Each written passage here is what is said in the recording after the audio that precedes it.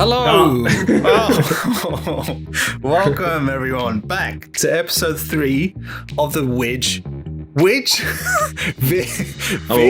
and Waz Cool Stuff podcast. There's going to be one episode where I actually get that right in one go, but not today. It's funny you say that because in India, where I originally come from, or my ancestry is from, people can't say the W. There's no W in the Indian sort of thing. So when they say awareness, they say awareness because the V is the thing. So it's interesting. Anyway, all right.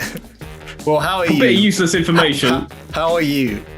Let's start with that. Yeah, I'm all right. It's a nice 27.5 degrees in my room, but lovely. It's nice here actually. Lovely. And we have, so you know, we're continuing to upload episodes onto our YouTube.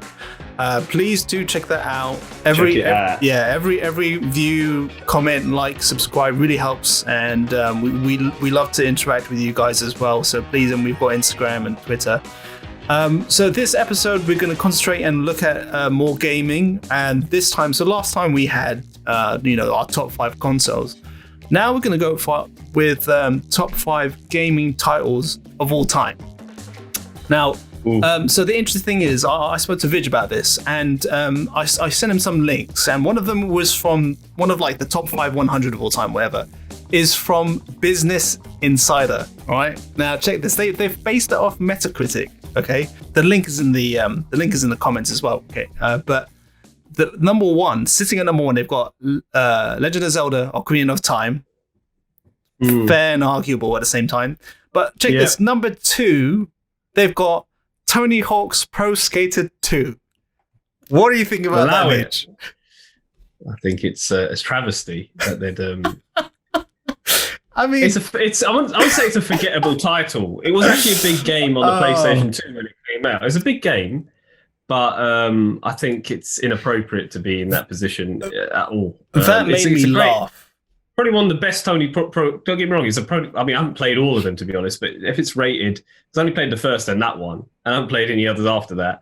But it's if you like that kind of game, sports related or stunt related or whatever, it's a lot of fun.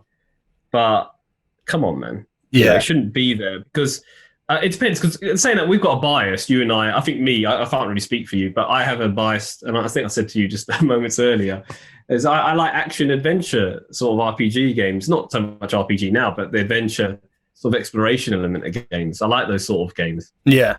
So I'm gonna have a bias to say, no, I don't think so, and that's out of order, because I also said to you as well that there are people who buy consoles just to play FIFA on them, FIFA football, like my older cousin. Yeah. So okay, let's just say this, okay? Because in the same article, they've at number 10, they've also got Tony Hawk's Pro Skater 3. Yeah, I mean, I guess this person is a skater or something, right? I mean, you can't. Yeah, so that's why I look at these lists and they're very personal, because it's like art. It's like, I think I've said it in videos before, which is there's an art, it's an art, and it's all like all art, movies, film, TV, or even video games. It's all very subjective to the person who's experienced it. True. Speaking of which, and it leads us very appropriately to our main topic, is our top 5 gaming titles of all time. So, Vidge, could you brush by your top 5? Ooh, top 5. I mean, this is like what we did the other week with movies. It's impossible, all right, to just condense it to a top 5. So how I've gone and done this is, I thought, it's for me, it's like it tells a story of my life in gaming, shall we say, and it's like milestones or games that really stood out on each platform throughout time. And as I might have mentioned in the earliest videos, the Sega Mega Drive really is the system that got me into gaming. Yeah, my father had an Atari 2600. He got me a NES, which I didn't really get on with. I wasn't really impressed with 8-bit.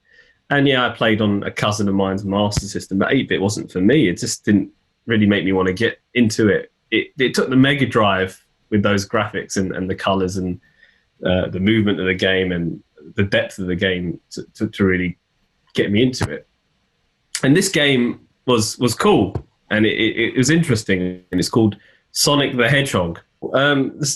So the second one I'd say is was a game on the Super Nintendo. Now there are a number of games on Super Nintendo, but this is the one I picked.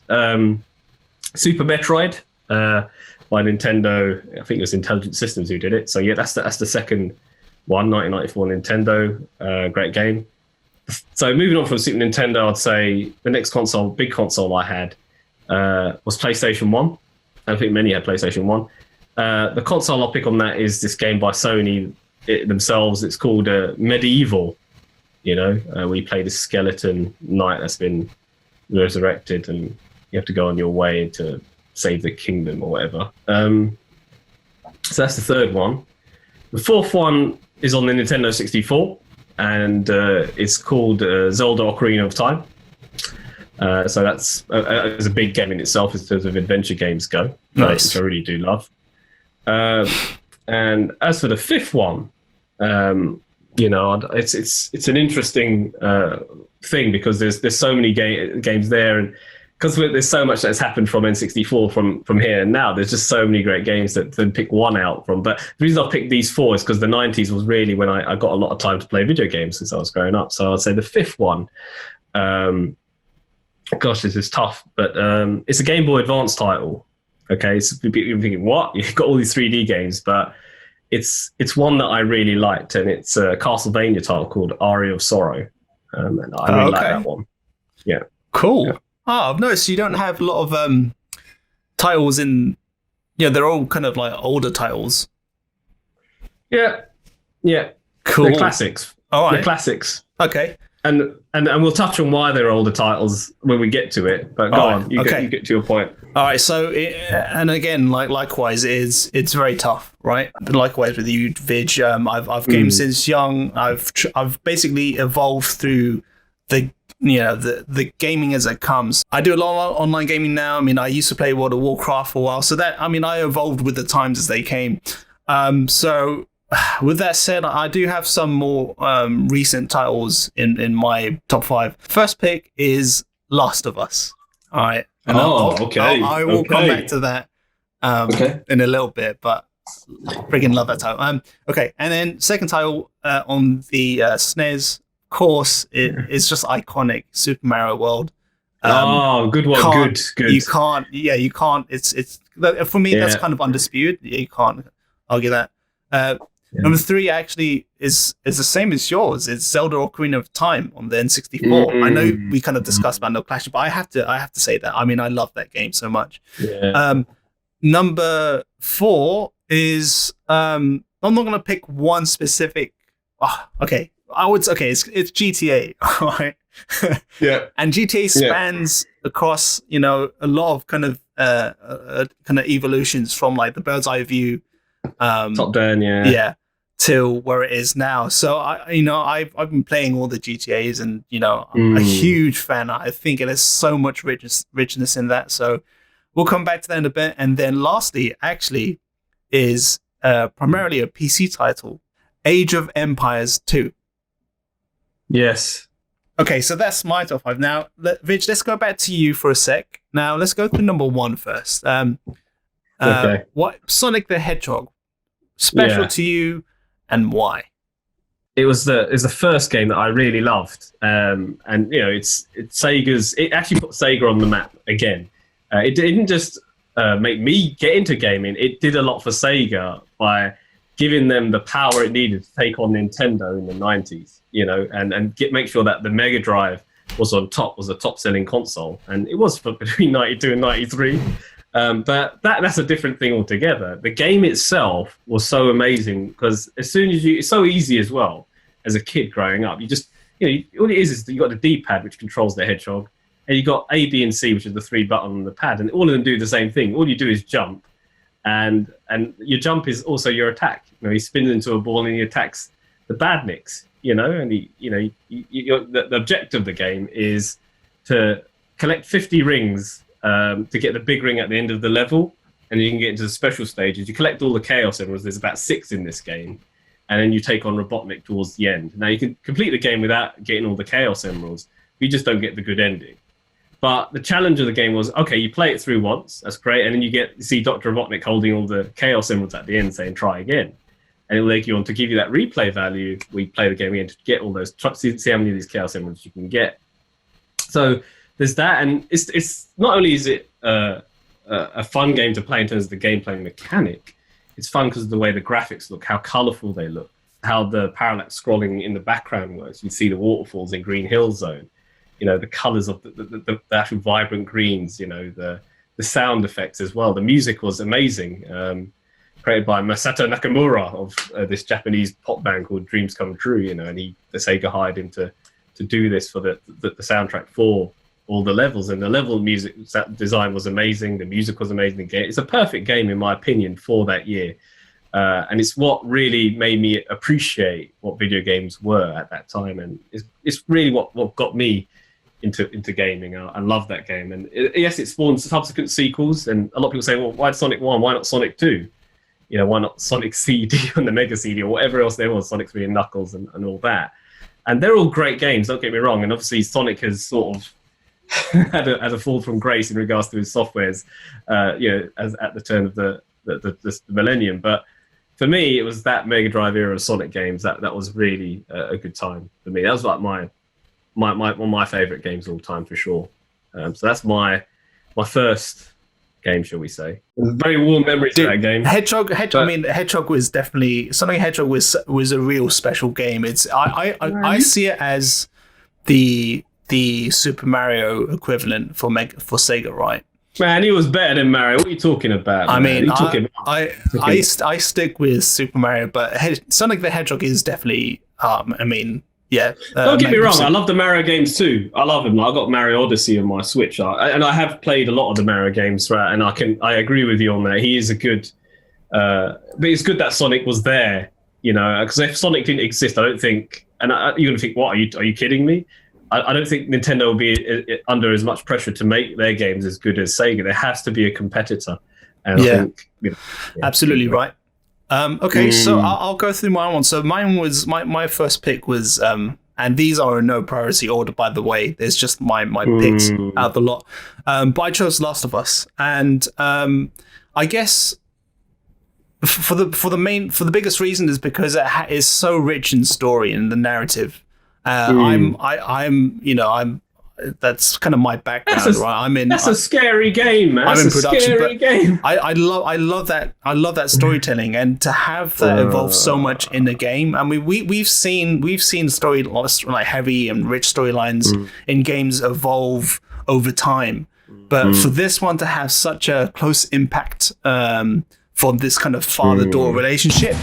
I thought was magnificent, and then we kind of saw like a carbon copy of that in Logan, and and the newest God of War. Like so many things have copied off from where Last of Us left off. They realize that there's such a immense, like, rich and story of this father and his daughter, which spoilers, but this is in the beginning of the game, which he kind of loses, right?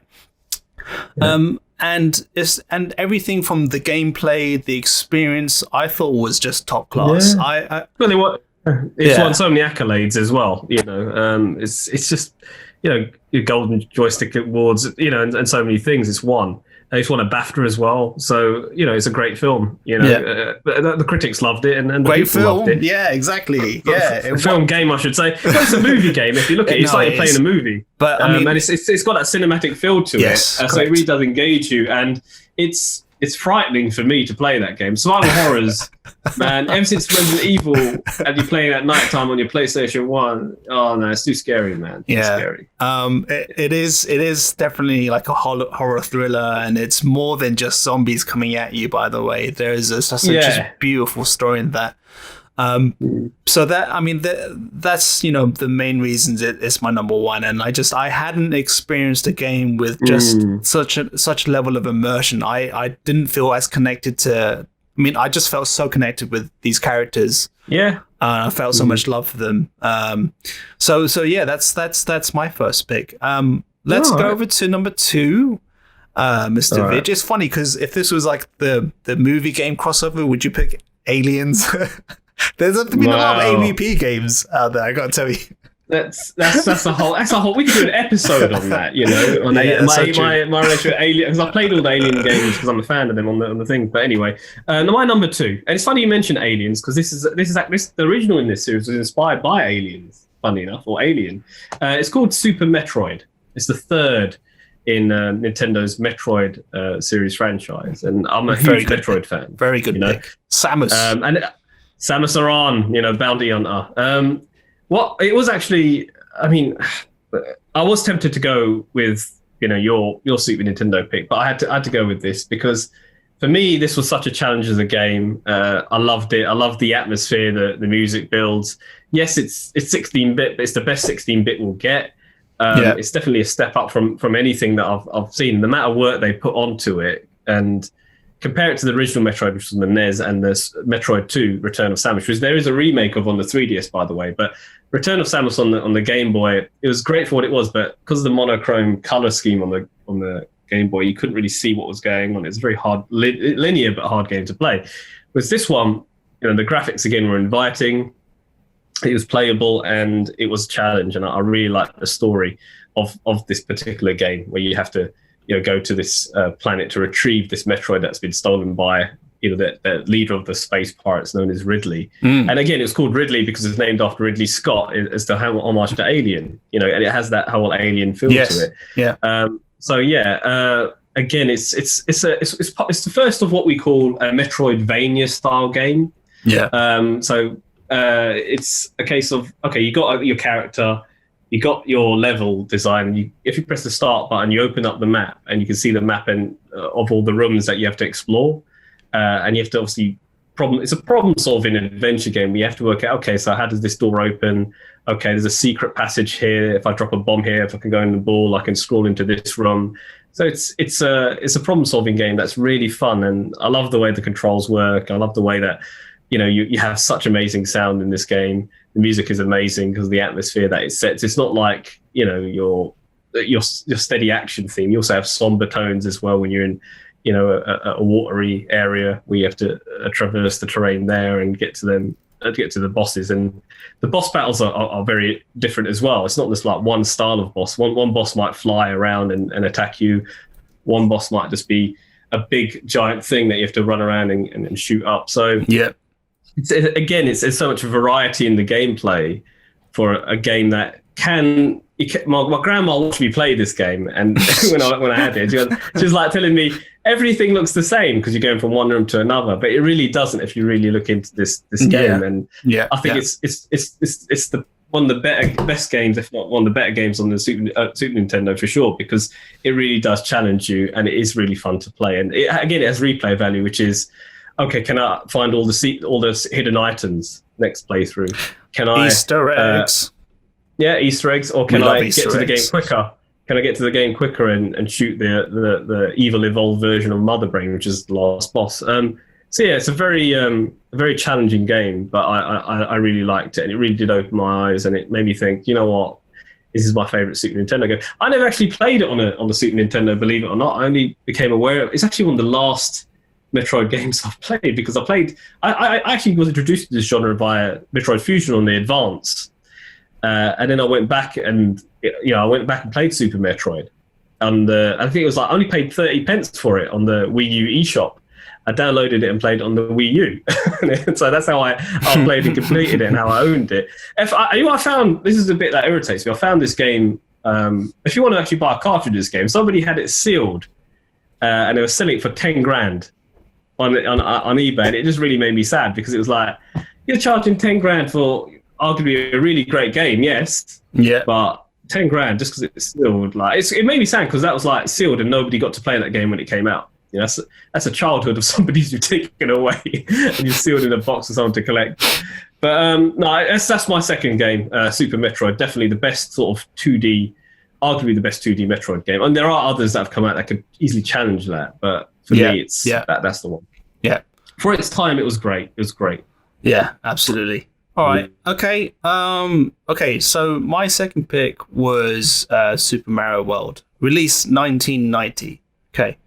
Now, obviously, this one is, it's just, Mario has been a classic staple for, I guess the gaming world in general. I mean, we have like the star as one of our Vision Waz little logo. I mean, come on, like you know, just first time you think gaming, I think one of the names that will always pop was Mario. So obviously it came out with the NES version, and that was the 8-bit. Yeah. That was also fun and arguably set the tone for what was to come. And so when we get to Super Mario World, this really, the very, very like kind of really defined kind of 2D but complex world of Mario. You get something that's just kind of like, it just works, think back to I think for me personally, like, it's just one of those also like it plays a lot of nostalgia as well, right? We had this game. We grew up with exactly. We grew up with this game. We know the theme tune back of our hands, and you start off with the open world with all these colors now, and you're like, this is it. Yoshi's Island, yeah. Man, that. I mean, I love those characters, and I don't think there's I don't think there's quite another title that's quite as iconic as Super Mario World. Yeah. I mean, I bought. This is interesting. So I don't mean to interrupt you. No, it's all right. Yeah. But I bought when I bought the Wii U, there was a new Super Mario Brothers U or something on that, which is one of their release titles, and it had that Super Mario World vibe. And actually, somebody said to me, it's a 2D Mario game. Is it as good as Super Mario World? That was the staple. That was the benchmark. And he's talking about a game that was made 20 years ago, to compare it to something more modern. And in many respects, this newer entry to the Mario series, which is a 2D game, is just as good as Mario World, but it just didn't have the depth and detail in terms of the switch palaces, the hidden pathways. It wasn't as clever. Yeah, and that's where Mario World was better. It was clever, and the amount of work. I think they went overboard with this, to making the whole world, the map, and all the little Koopalings you have to fight. The little mini bosses. Yeah, mate. I loved it. I loved that game, and I completed it 100% because it just had that much replay value. It was an awesome game. Awesome game. And I think, I've said Super Mario World, but I guess the Mario titles in general since NES and SNES, right? Because they set, you think of Mario 2 was just, Mario 2 is just a remap of Doki Doki Panic, because it wasn't actually an original title. It was a Japanese game, and they just put Mario all over it. They put Mario's icons on it. So it's actually, they had to make a Mario Brothers 2 for the Western, and they used that. Another game, they just put Mario figures over it. So that's why it was the odd one out, because it played differently to the others. But it's still a good game, Mario Brothers 2, and you got character select, you pick all of them. But that's the odd one out. And then they made Mario Brothers 3, and that was a big one. That was huge on the NES. And again, that did something. That's what Mario World built on, which is Mario 3. In fact, if you're asking people their favorite 2D Mario game, Mario Brothers 3 would come up pretty high as well as Mario World, in my opinion. Yeah. But Mario as a series, it works in 3D, and that's where Sonic the Hedgehog failed, in my opinion. It doesn't play as well, in my opinion. I wouldn't say it's a total failure, but it's nowhere near as good as the Mario games in 3D. I hate to say that. It hurts me to say that, It hurts me to say that, but it's true. Well, Mario keeps on living, right? And there's all these other kind of sub-franchises of Mario. I don't know, Mario Party, Mario Kart. It's just there's literally a whole world of Mario, right? Dr. Mario is a doctor now. Maybe not Dr. I wasn't too fond of Dr. Mario, but what? I'm sorry. It wasn't for me, man. This guy's got on a rampage. Sorry, it wasn't for me. Okay, it's my favorite game on my list. So let's just say that's Mario, there's nothing else to say about that. So we'll move on to number 3, Vidge. What was yours? So moving on from the Super Nintendo, the next machine I had, which was the PlayStation 1. And there's so many great games that I could have mentioned. There's Final Fantasy VII. There's that's what a lot of people would say at this point. That's because they love the RPG and cinematic story. But for me, my mind hadn't developed to play those games yet. I was still a young man, wasn't really much of a problem solver at the age of 10 or 11 when I got this game. And I got this in America. it's quite late actually. It was in '99, so I was pretty 14 then. But even then, I wasn't into RPG so much. Yeah. So it's called Medieval. Okay, and I bought it from America, and I had to chip my PlayStation back home to play it. But it's an amazing game by I think it was Sony themselves who did it, Sony ImageSoft or one of their studios.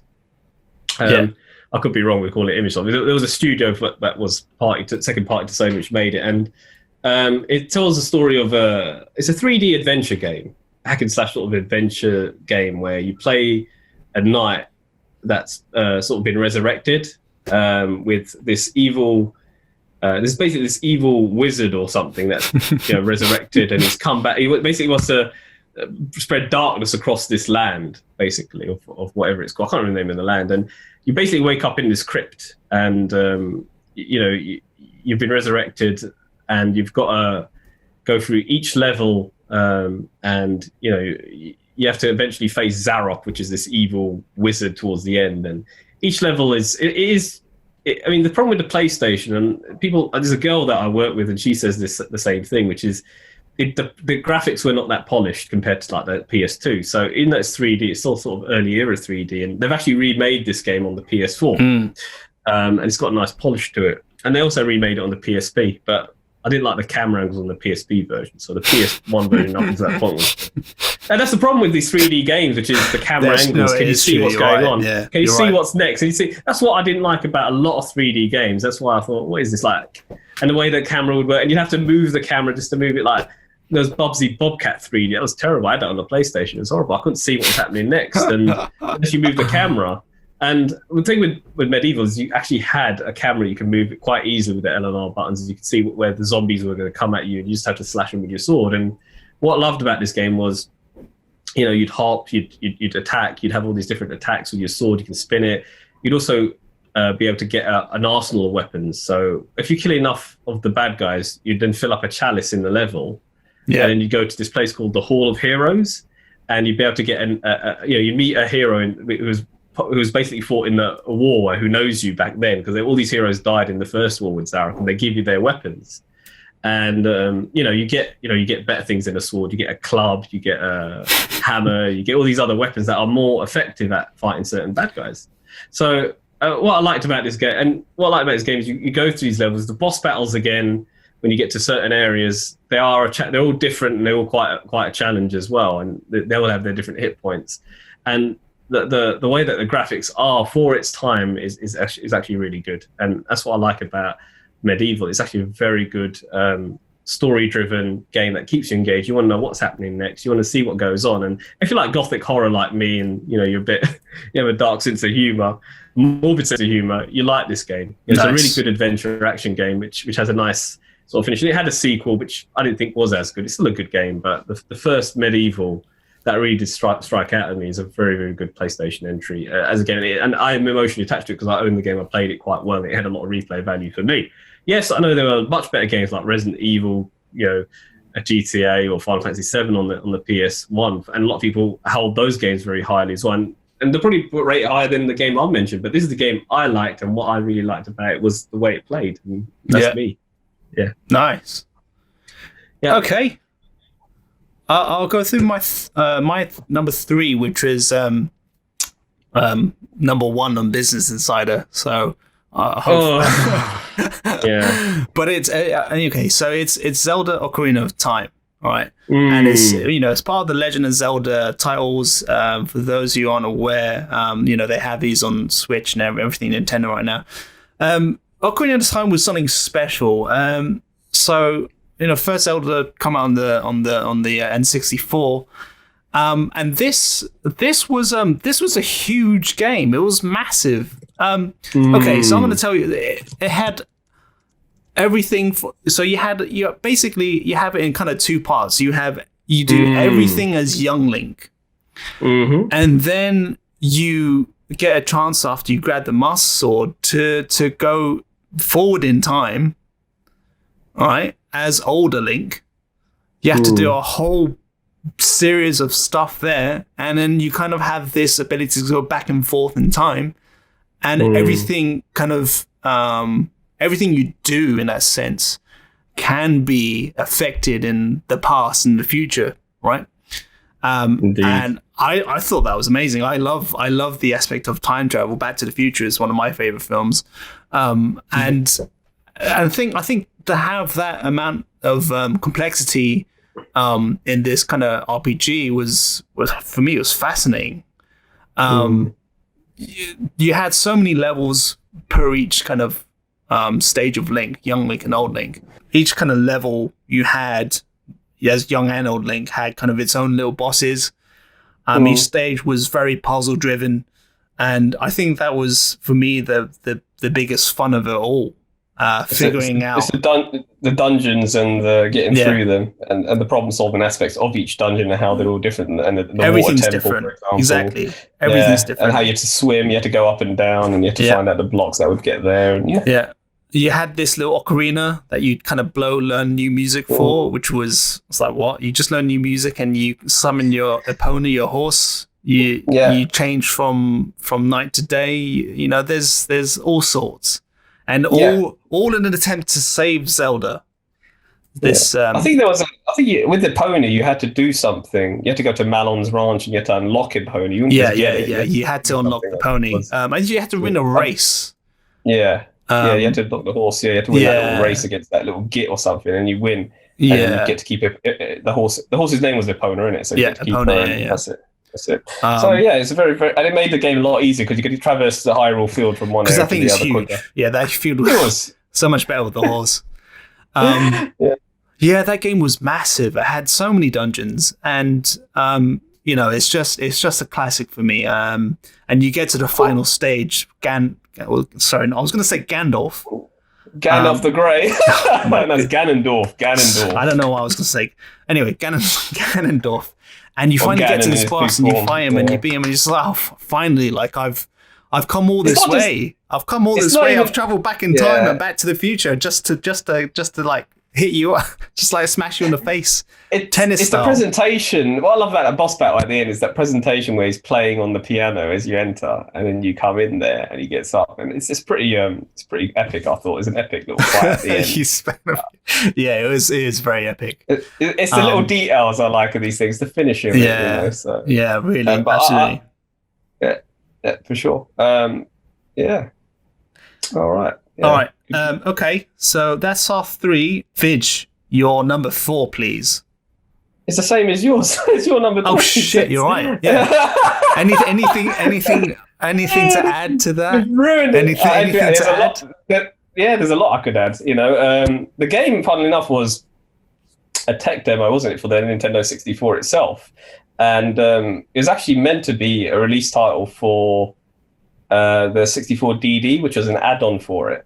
But they thought, no, we're just going to put it on the cartridge now, because obviously the DD wasn't going to be released in the West. It was only a Japanese thing. So it would have been interesting to see what it would have sounded like on a CD format, because the sound would have been better on a CD, in my opinion. But anyway, in terms of the size of the game, she said was big. Like, when I played at my cousin's N64 for a bit. And I thought, okay, what is this? And it was quite a large game as it was, but I wouldn't say it is a long game. It's like it's a decent sized game. I don't know how many hours I spent on it. It took me about a month to clock when I did it. Okay, but it's not a lot. I didn't put that many hours in, and I think it's because I didn't unlock all the, shall we say, Easter eggs or the extras, because it's not a linear game. I mean, it is in terms of all the dungeons you have to go through and that aspect, but there's all these little side missions that you have to do as well. But you don't have to do them to beat the game. Yeah. So there is that, and when I go back and look at the N64, and this goes back to my point about the PlayStation 1 graphics looking dated, because it's like their first foray into that 3D era. The game has had subsequent transfers, shall we say, or remakes or whatever. I wouldn't say remakes, I'll say transfers or ports. So it had a port on the GameCube, if you remember. I don't think the graphics were that much more enhanced, and but they did put a Master Quest on it, which basically added more to the game, made it a bit more difficult from what I remember. And then, this is the amazing thing, because I played it, and this is the most times I played it was on my 3DS, because one of the launch titles on the 3DS, and it's called Legend of Zelda: Ocarina of Time in 3D. I'll tell you one thing. I know you don't like 3D, but that game looked amazing in 3D. and they updated the graphics. They gave the whole game an overhaul, and it looks amazing. The best way to play that game is on the 3DS. I promise you, Warren, it's the best way to play this game. Whereas I'm being honest, it's the best way because it's because if you look back at the graphics, they're so polygonal. There's no smooth. The water actually looks like water in the 3DS game. You know, the textures look a lot more real. Okay, a lot more smooth edges, not too much sharpness going on. And so for me, again, remember how I talk about how 16-bit, the 2D colors and the way that the games would work in terms of how I'd look at them and how I'd actually think, okay, I can play this game, it's playable. And it's the same sort of thing with the early foray of games in 3D. A lot of them, I look back and think, God, the graphics looks really choppy. But when you have like a nicely rendered 3D game from that era and it's redone well, and you play it, and the camera angles. Remember I talked about camera angles? Yeah. Again, the 3DS takes care of some of the little snags that you might have seen played in the original one.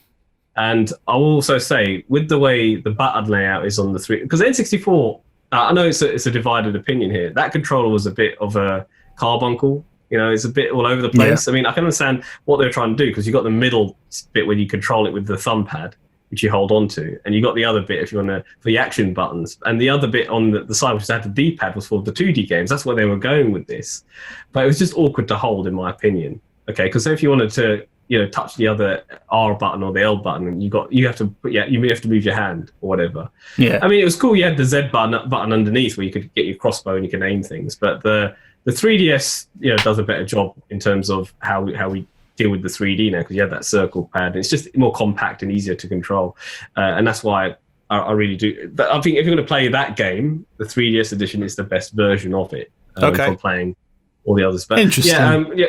Just to finalise, that game is awesome. It is. It really is. It's truly a masterpiece of its time. Well, it's timeless. You can still play it today and still enjoy it. Oh yeah, of course. Yeah, I mean, okay, so I think I wouldn't say it's dated. I wouldn't say it's dated at all. Like, compared to some other games. Yeah, absolutely. I mean, you can say that about Medieval. You can say it's dated a bit, but not Ocarina of Time. No. Yeah, because I think about all the other subsequent Zelda titles, right? I mean, they've been good, and the most recent one on the Switch, Breath of the Wild, right? Oh, it's not the most recent actually. It's Link's Awakening, but that's a remake, shall we say? So let's say original, original one, Breath of the Wild. Yeah, I mean, my brother has that, and that's a great game. That is good. It is a very good game, but there's just something special about Ocarina of Time which I'll never forget. It's just that. Yeah, but do you know what? I think today's Breath of the Wild is this generation's Ocarina of Time. Also true. Yeah, also true. Yeah, I agree with that. I can dig that. But does it have time traveling? Well, yeah, well then. I don't think it does. Yeah, but so it's what you like. I mean, there have been some in between, like Twilight Princess. There was that, and that was good, but that was too hard. It's 8 years of gameplay on that, and that's for the hardcore gamer. I think they learned their lesson not to make a game so realistic and hard. It's a great game, but it's too dark and too hard for my liking. I think my brother had it, and he couldn't get through it. I don't think he got through it. Fair enough. And I think there were others like there's Wind Waker, which I really loved. But a lot of people didn't like it because of the cel-shaded graphics. Yeah, Wind Waker was okay in my books. Yeah, it was okay. It was a good game. In fact, you could argue that certain gameplay elements are better than Ocarina of Time, but because of the way the islands were, it slowed the game down a bit for me. Because the island sailing part, it became a bit too tedious, and that's and there were obviously subsequently they had handheld releases of Zelda games like Minish Cap and Spirit Tracks on the DS, and you had Phantom Hourglass as well on the DS. So there were a few that a lot of people forget because there were a lot of Zelda games on the handhelds, which are really good. But that's if you like that 2D Link to the Past style, and you also got the 3D world style. So there's two types of Zelda games, the same way there's two types of Metroid games: the Metroidvania 2D style, or you like the Metroid Prime first-person shooter style, or adventure style like that. So, but I think Zelda works in both forms, the 3D and the top-down. Okay. Anyway, moving on. That was my fourth anyway. So your fourth. Yeah, I mean, I think it's fair though. It's such an amazing, enjoyable game. I think it deserves to be on both lists. Okay, so my fourth is it's Grand Theft Auto titles.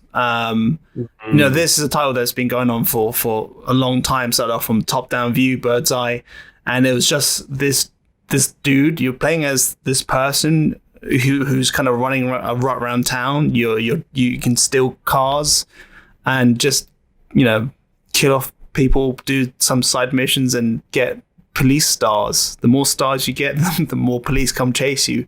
And the evolution of GTA has been something spectacular. You've come from this bizarre person. So let's start with GTA 3, all right? So that's when this kind of new evolution of GTA kind of came about, right? That is GTA. That is GTA for a lot of people. Yeah, because a lot of people didn't really think about 1, 2, and GTA London. That was a top-down thing. And I love those games too. My God. GTA London. A lot of people forget that, but they're all true games. It's just 3 really smashed it. It took it out of it whacked it for it. If you're looking at a Revolution title, that is GTA 3. Yeah, correct. Yeah. That, as you're right, that is the Revolution title, right? It's GTA 3. It's when you basically saw it from the first person. Well, sorry, not first person, third person view. Yeah, it was third person view, and 3D, nice, right? With weird camera angles, maybe. But I wish that. To us, I think they could have had a wider angle on that game. So that's the only criticism I have. Because I thought you could change the angle of view of GTA3. Maybe I'm wrong. I can't remember. You can, but it's not as wide as I'd like anyway. Because just the way the game is. What can you do? It's completely revolutionized, right? You've got a narrative. You're not just messing around. You've got an actual story to partake. You've got side missions. You've got these random people you bump into. You've got people you need to save off the streets, give money to, take money away from. You've got whatever Don Salvatore, I think it was. There's, it just becomes a whole new narrative and a whole new RPG experience, which is just sick. And you get to mug these cars in 3D, which was really cool. You got this whole kind of weapon wheel select of guns that you can go to. You've got those special cheat codes you could do to get more money and then guns and whatever. That game is playable, and it's not just you got that campaign mode if you want to do the missions, but if you just want to play the game and just be a criminal, that in itself is just fun. Yes. Go for joyrides, shoot, how many cops can I kill before I get done for it? Exactly. It's just there's so much fun you can have with it. I mean, it was a controversial game as well when it came out as well. Really. It was banned in Brazil. I can understand. I mean, there's also the bits where you get. Obviously, this is a bit of a controversial thing as well. You could get you can pick up hookers and stuff and get. You could pick up hookers. And you can get life back from what they're. You have to pay them though, but they give you your life back. You get life. And then you get energy from it. You can get your money back too, but anyway. But that's the wrong. So GTA was just something so revolutionary. It was spectacular. So not even just that, but you listen to the radio stations on GTA, it's something special. Soundtrack. It's ridiculous.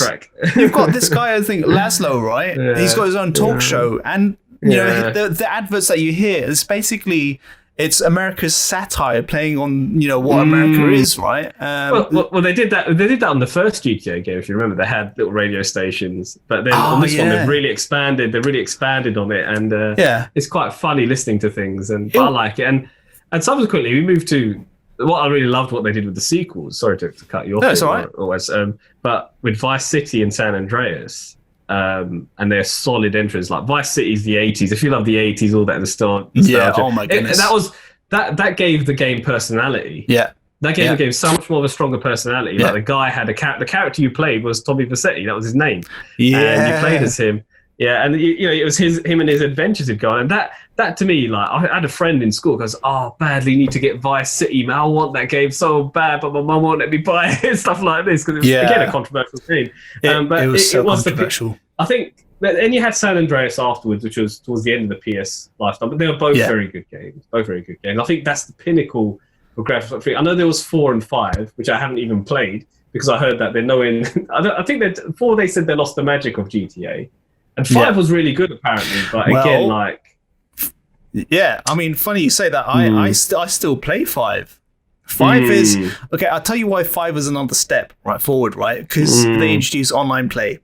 And apparently now online was better than 4 because they said 4 online was rubbish. That's the thing. That was it. But, you know, all this. You know, you said before, to your point, you were like, is, you know, not just these missions, but just running around town in itself was like an amazing part of the gameplay. You know, this element of open world was so intriguing. I love just driving around. Like, I mean, it's weird to say, but I just like driving around. I guess this kind of whole like generation of Animal Crossing where you're kind of just living a life inside a virtual game, right?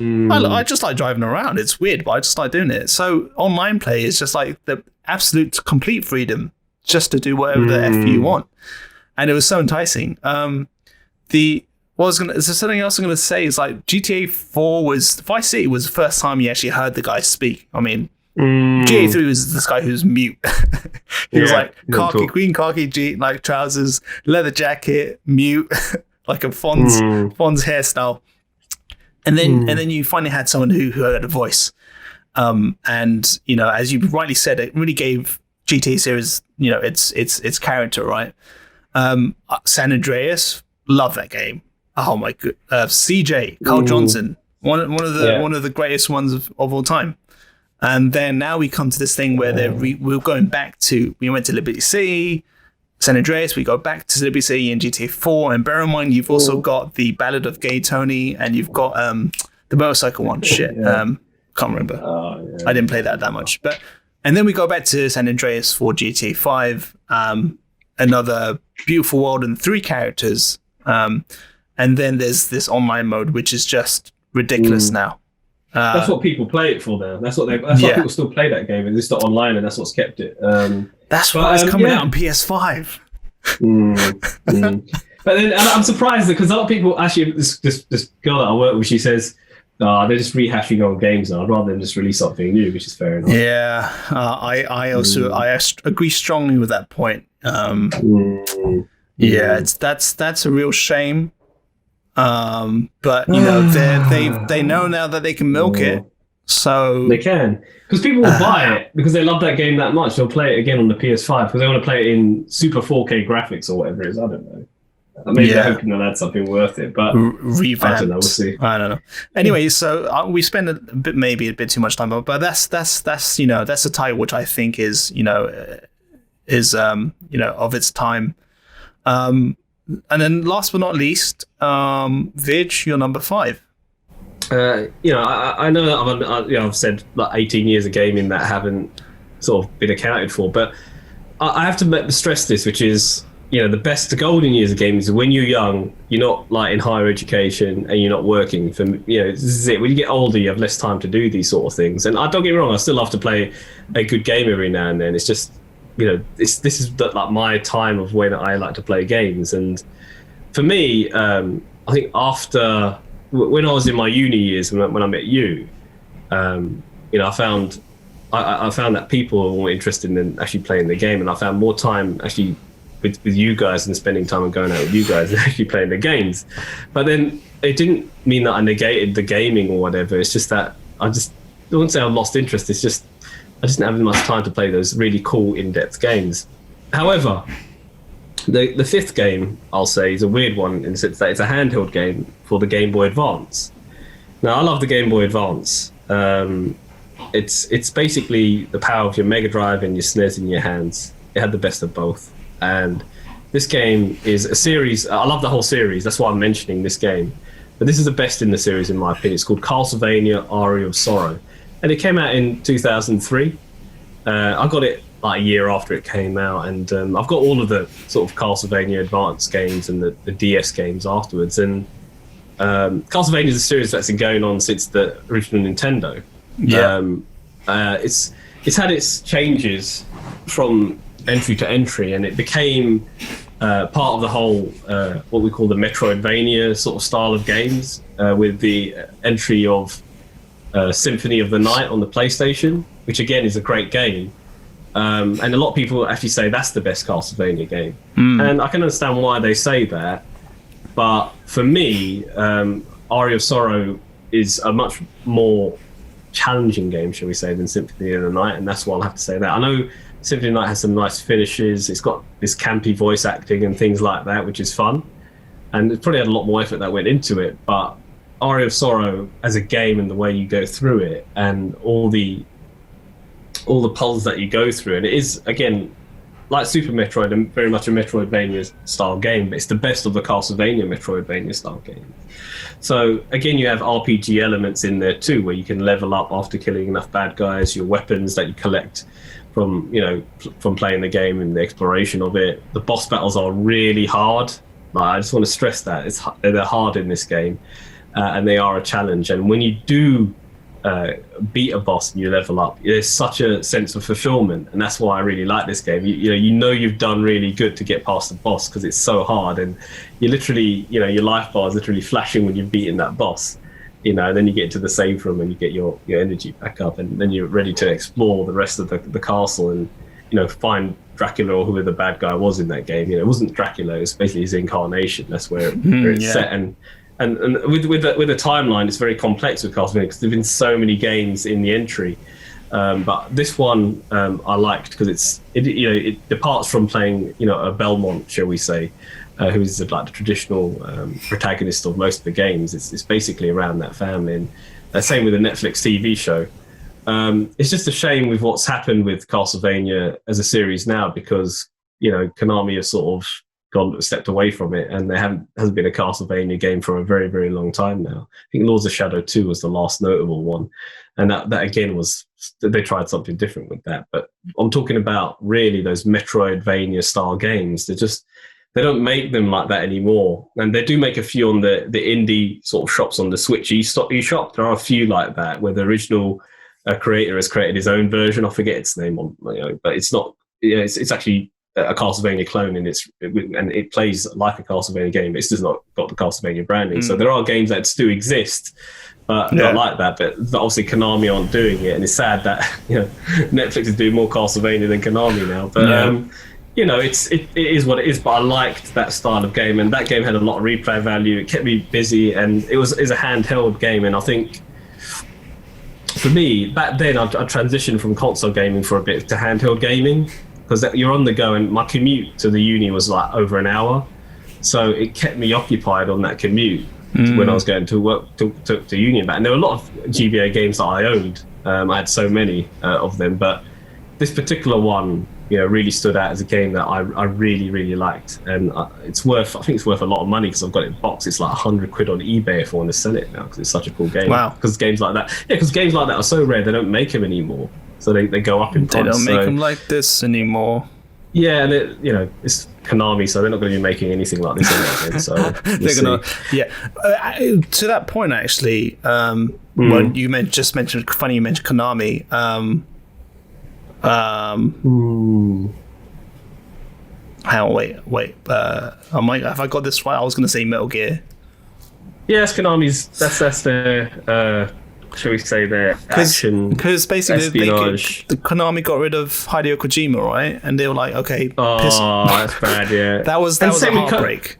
And it's the same with Koji Igarashi of Castlevania. They kind of that's right. Yeah. You're right. Yeah. And I think new owners came in, or the board just wanted to reshuffle and change a few things. They tried to fix something that wasn't broken.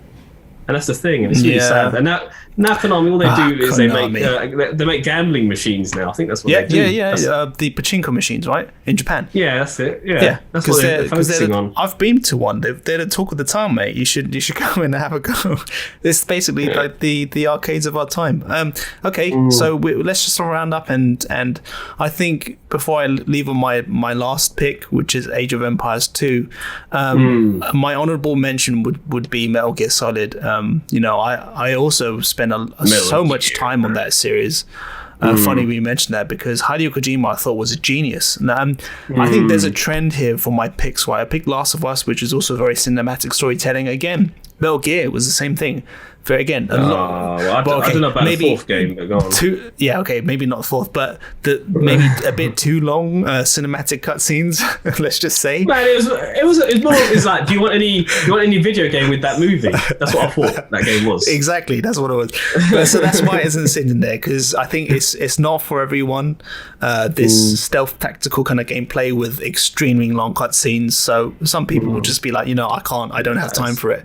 So so I'll go to AOE 2, and funny you pick a PC game because we've been on consoles for some time, but PC has been a huge part of gaming, you know. And it's for the elite, as the people like to say. It's the elite gaming, isn't it? That's what it is. Exactly. And I mean, I'm a huge PC gamer. Okay, so you know, something that has had such huge legacy on PC. Age of Empires for me is something that I still play to this day, and they've come up with kind of, you know, revamped kind of skins and kind of like higher frame rates called the Definitive Edition. It's out on Steam. They had a sale just gone, but anyway. So I mean, it's released in the 90s. First one released in 97. It's from with Ensemble Studios, but really is for Microsoft. The platform was Windows, right? It's Windows, yeah. And it's just the first like real good strategy game. You know, it's, you know, you also have Command and Conquer in that same bucket as well, and what fantastic game, and Warcraft as well. Those are all very kind of revolutionary for their time. Age of Empires for me is just a classic. You have all these races, and you're in a rush to basically, you know, tarnish and, you know, conquer the other your enemies, right? And you have these. You go through a few different ages. I think Dark Feudal Castle and then Imperial Age, and you have all these finite resources on your map. And you're in a fight to basically become your own empire and conquer the other your opponent, basically. And I think for me it's just, it has, I mean, it's I guess it is kind of simple in itself, but for me it's just I have so much replayability over it because now it does have. Yeah, I was going to say For Age of Empires 2, there are so many civilizations to choose from as well. They've just increased it. I'm not a fan of AOE 3. I think they try to do too much. Kind of like when Roller Coaster Tycoon also got to a stage where it went 3D. I actually picked up a really limited collector's edition of number 3 for like 30 quid. AOE 3? You did? Yeah, Age of Empires 3, yeah. And I played it actually. And it had this like lovely little art book and crap that came with it. I should sell it and get some money from it. But it's again, I'd have to agree with you. It was nowhere near as accessible as playable as number 2. Number 3, they made things much more complicated. There's a lot of barriers. There's a lot of barriers for you to get into the game and enjoy it. So I mean, but yeah, I kind of think just as, you know, you can say Mario and Sonic were kind of the staples for you know. Sorry. For their platform. Their platforms. For Nintendo and Sega. Got for the era. What? The type of role playing? No. Not platformers. Fuck. I'm losing my words. So let's just say, and I'll cut this out. Just as Mario and Hedgehog were classic for their times, I kind of think AOE was the classic RTS.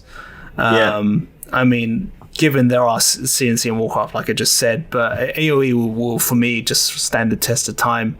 And I think there's still a lot of people who play it to this day, Definitive Edition. So I'm one of those players, and it's definitely a winner in my heart. I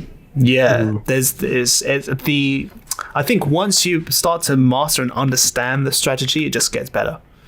In my opinion, because you start off just kind of like horsing around trying to figure out what's the best way to do it, and then you figure out, well, you know, there's an actual way to start off with your 3 villages or 1 up, and so it's a wonderful game, wonderful RTS, and I picked it as number 5, and there are so many other honorable mentions as well. So we've come off to almost pretty much the end of our episode. We've been over about an hour now. Any last honourable mentions just off the top of your cuff? Oh my god, we could be here forever naming honourable mentions. Maybe not. I'm even having second thoughts about the ones I've named, because there are other ones that could easily be there. But these are the ones that I have an emotional. These ones I have an emotional attachment to because I played these games a lot. I play these games a lot, and that's how I connected with them. And there are other games that I connected with, but for me, I could go on, but I don't want to mention them because it would be going crazy. I'll go crazy if I do. Tony Hawk Pro Skater. Nah, forget that. Okay. Let's see. Any I think God of War was pretty amazing as well, the first one. I don't know, man. That's just a rip off of Devil May Cry, though, isn't it? If you think about it.